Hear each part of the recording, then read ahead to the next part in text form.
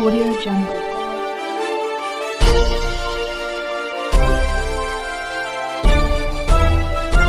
Audio Jungle.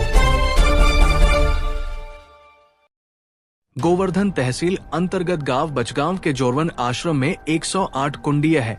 Shri Mahavishnu यज्ञ एवं श्रीमद् भागवत कथा का आयोजन 29 मई 2025 को आरंभ होकर 4 जून 2025 को समापन हुआ। गोवर्धन विधानसभा 83 से समाजवादी पार्टी के आवेदक विधायक प्रत्याशी महेश शर्मा उर्फ गोल्डी भैया ने श्रीमद् भागवत कथा में पहुंचकर भागवत कथा सुनकर विकास महाराज ललित कृष्ण सारस्वत से आशीर्वाद प्राप्त किया। तत्पश्चात भागवत कथा आयोजक विनोद दास महाराज महात्यागी से आशीर्वाद प्राप्त किया।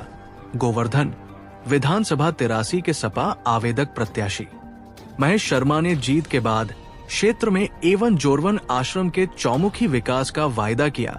लक्ष्मण नेताजी ने आश्रम की महिमा का वर्णन करते हुए आश्रम की महिमा गुणगान किया। भंडारे 5 जून 2025 को आश्रम में प्रसाद ग्रहण करने की अपील की गई।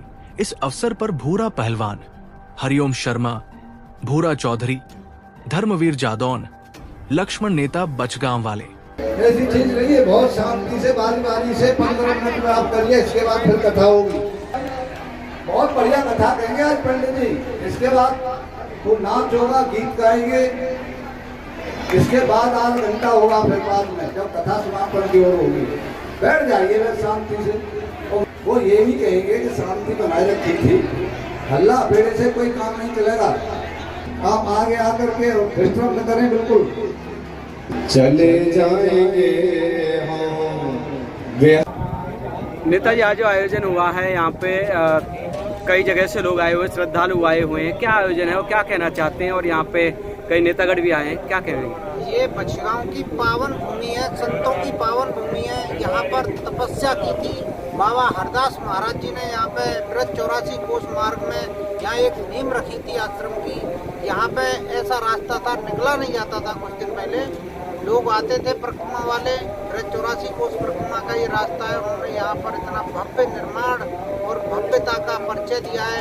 108 कुंडीय महाविष्णु यज्ञ कराया है विनोद बाबा ने।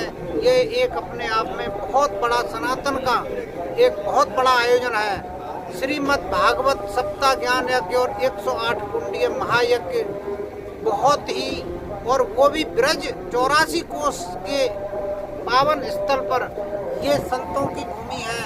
बचगांव से थोड़ा आगे कोंथरा और बचगांव के बीच में जोरवन आश्रम है, और यहाँ पर गौशाला का भी निर्माण कर रहे हैं महाराज जी।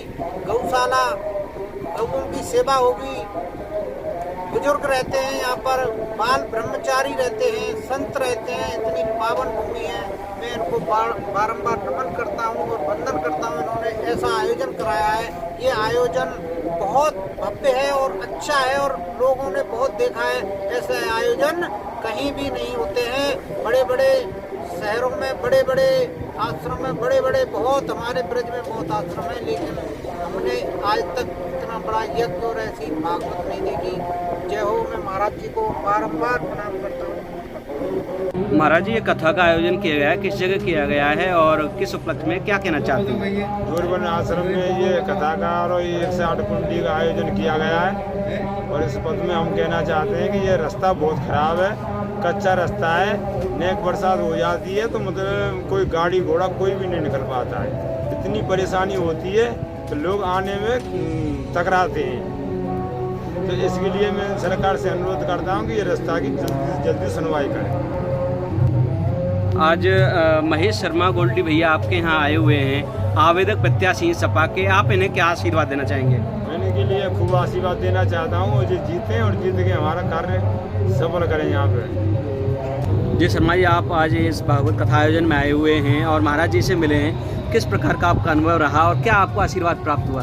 मैं इस पावन पर धरती पर गांव बचगांव के अंदर जे जनता के बीच आया और महाराज जी के चरणों में मैंने अपना शीश झुकाया। महाराज जी ने मुझे ऐसा आशीर्वाद दिया कि समाजवादी पार्टी से आप लड़ रहे हो तो आप जीतोगे, मेरा आशीर्वाद है।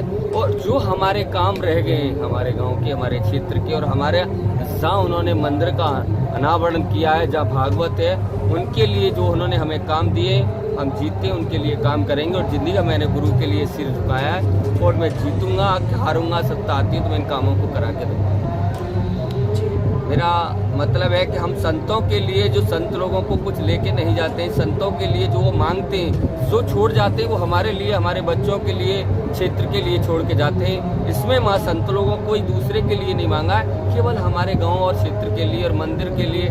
जो आप हर पावन पर, धरती पर ऐसे प्रोग्राम होते रहें। संतों को कभी कुछ मांगने की कोशिश नहीं की, संतों को तो जो खुशी से दे सकता है। उन्होंने हमेशा आशीर्वाद दिया कि कोई भी नेता बन के जाए तो हमारे जिस जगह से आशीर्वाद लेके जा रहा है उस जगह का निर्माण करें।